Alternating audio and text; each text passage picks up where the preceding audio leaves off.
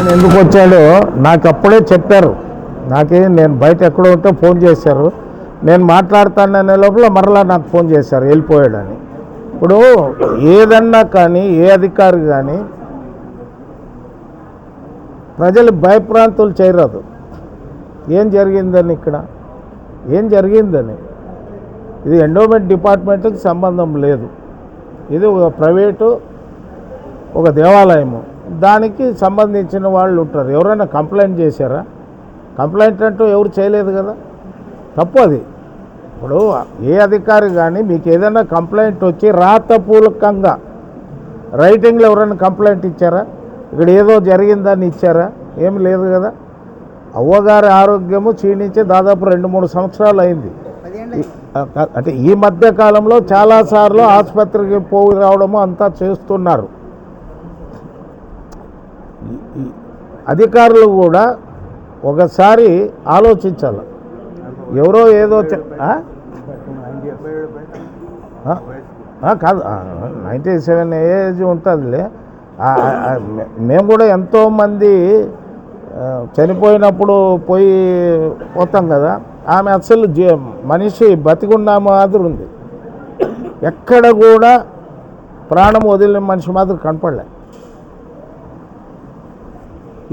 మేము చూసాం. ఇప్పుడు కొంచెం బ్యాలెన్స్గా ఉండాలి రాజకీయ నాయకులు కానీ అధికారులు కానీ. మనకేదో మనం ఏం చెప్తే అనుకుంటే పొరపాటు. ఏం జరిగిందని వచ్చాడు ఆయన ఇటుకి రావాల్సిన అవసరం ఏముంది? ఎవరైనా కంప్లైంట్ ఇచ్చారా? లేదు కదా, లేదు కదా. ఏమన్నా జరిగింది? ఏమన్నా గలాట అయిందా? కొట్లాడినారా? మరి ఆయనకి ఎవరు ఏమి ఇన్ఫర్మేషన్ ఇచ్చారో ఆయన కూడా తెలుసుకొని మరి వాపసు పోయినాడు. ఆయనకు కూడా మంచి పేరు ఉంది, అధికారికి కూడా మంచి పేరు ఉంది. ఆయన కూడా వాస్తవాలు తెలుసుకొని వెళ్ళిపోయినట్లు ఇక్కడ వాళ్ళు ఒకటి నేను చెప్పేది ఒకటి ఇన్వాయా. పెద్దలు మీనాక్షి అన్న గారికి, విఠల రమేష్ గారికి, దేవిశెట్టి ప్రకాష్ గారికి, అలాగే మా విశ్వ హిందూ పరిషత్ ప్రెసిడెంట్ అయినటువంటి శ్రీ ఎగ్డి ప్రతాప్ గారికి, అలాగే ఈ యొక్క దేవాలయ కమిటీ ట్రస్ట్ మెంబర్స్కి అందరికి కూడా విశ్వ హిందూ పరిషత్ తరఫున హృదయపూర్వక ధన్యవాదాలు. మరి ఏదైతే 18వ తారీఖున అమ్మవారు స్వర్గస్థులు అయినారు, మరి మనకందరికీ తెలిసిన విషయమే. ఆదోని పట్టణంలో హనుమాన్ నగర్లో ఇంత పెద్ద ఎత్తున ఈ ఆలయం డెవలప్ చేయడము, కళ్యాణమఠం కట్టించడము, అలాగే ఇక్కడ ఒక అద్భుత కార్యక్రమాలు నిత్యం జరిగేవి. ఆమె దాదాపు 45 సంవత్సరాల నుంచి ఆమె పడితే కష్టాలు అన్ని ప్రజలకంతా తెలిసిన విషయమే. మరి వాళ్ళ మొట్టమొదటి అలిగేషన్ ఆమెది సహజ మరణం కాదు, అనుమానాస్పద మరణం అని చెప్పడం జరిగింది. అది చాలా తప్పు. ఎందుకంటే ఆమె వయసు రీత్యా 90-95 ఏళ్ళు ఆమె వయసు కూడా. అలాగే ఆమె 3 ఏళ్ళ నుంచి కూడా ఆమె హెల్త్ కూడా బాగాలేదు. అలాగే దీనికి ఒక ట్రస్ట్ కమిటీ ఉంది. దీనికి యాక్చువల్గా అయితే బైలా ప్రకారం అయితే వాళ్ళు చేసినటువంటి అలిగేషన్స్కి వీళ్ళు ఇవన్నీ బహిర్గతం చేసే అవసరం లేదు. ఎందుకంటే ఇదేం పబ్లిక్, ఇది గవర్నమెంట్ ప్రాపర్టీ కాదు, ఇది private trust. As per the rule ప్రకారం అయితే వాళ్ళు డిస్కస్ చేసే అవసరం లేదు. కానీ వాళ్ళ అలిగేషన్ రీత్యా వాళ్ళు నిజాయితీ నిరూపించడం కోసము వాళ్ళు జాయింట్ కలెక్టర్కి ఒక మెమోరాండం కూడా ఇవ్వడం జరిగింది.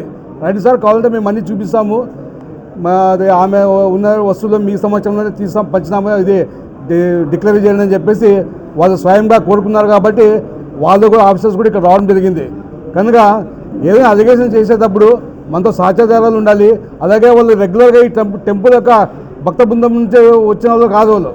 వాళ్ళు ఎక్కడో బయట నుంచి ఏదో మాట్లాడితే చాలా దురదృష్టకర విషయం. ఇలాంటి అలిగేషన్స్ చేయకూడదు. ఎందుకంటే ఆమె పెద్ద ఎత్తున ఈ హిందూ దేవాలయాన్ని చాలా డెవలప్ చేసింది, అలాగే మన హిందూ సంస్కృతిని కాపాడింది. అలాగే ఈ యొక్క హనుమాన్ నగర్ ప్రజలు చేసినటువంటి అదృష్టం, ఇక్కడ నిత్యం భజన కార్యక్రమాలు అయితేనేమి, చాలా పెద్ద ఎత్తున ఇక్కడ భోజనాలు అయితేనేమి అన్నీ కూడా జరిగేవి. కనుక ఇలాంటి సంస్థను మనం కాపాడుకోవాలి. అందరూ కలిసి ఐక్యంతో ఇలాంటి నిందలు పరిచయం పెట్టి ముందు అందరూ కూడా చేతునిచ్చి ఇది ఇంకా పెద్ద ఎత్తున ఆమె అమ్మవారికి లేని లోటు తీర్చి ఈ యొక్క ఆలయ ట్రస్ట్ మెంబర్స్ కూడా ఎవరైతే ఉన్నారో వాళ్ళు ముందు ఇంకా దీన్ని పెద్ద ఎత్తున డెవలప్ చేయాల్సింది కోరుకుంటున్నాం. జై శ్రీరామ్. నేను ఒక 30 సంవత్సరాల నుంచి వస్తున్నానండి నాన్నతో పాటు. మామూలుగా అమ్మవారు ఎట్లాగంటే అమ్మకి నచ్చలేదు అనుకోండి ఆ వ్యక్తిని లోపల కూడా రానిదంటే పదవులు అనేది ఇవ్వరు. ఆ రోజు మల్లికార్జున రెడ్డి గారికి కానీ గోవర్ధన్ రెడ్డి గారు కానీ ఇవ్వాలా అంటే కానీ అమ్మకు ఒక మనసు వచ్చింది. తన స్వతహాగా తెచ్చుకుంటుంది మనసు. ఎవరో చెప్తే అమ్మ ఎప్పుడు ఇన్ఫ్లుయెన్స్ కాదండి.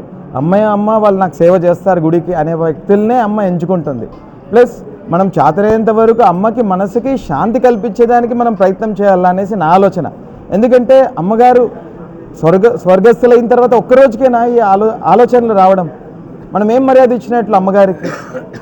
ఎందుకంటే నేను ఆ రోజు ఊర్లో లేను, నేను చాలా బాధపడినానండి. వస్తేనే ఫస్ట్ అమ్మగారు కూర్చున్నారేమో అని అభిప్రాయం వచ్చింది.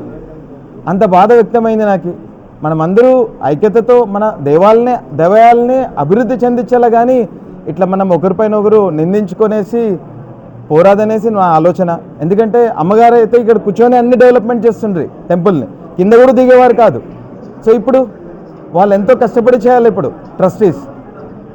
సో మనమందరూ సహకరించి, ఎలాగైతే సార్ గారు కూడా చెప్పారు, అందరూ సహకరించి, మా సహకారం ఎప్పుడు ఉంటుంది, ఇక్కడ వచ్చిన వాళ్ళు కూడా సహకారం ఉంటుంది.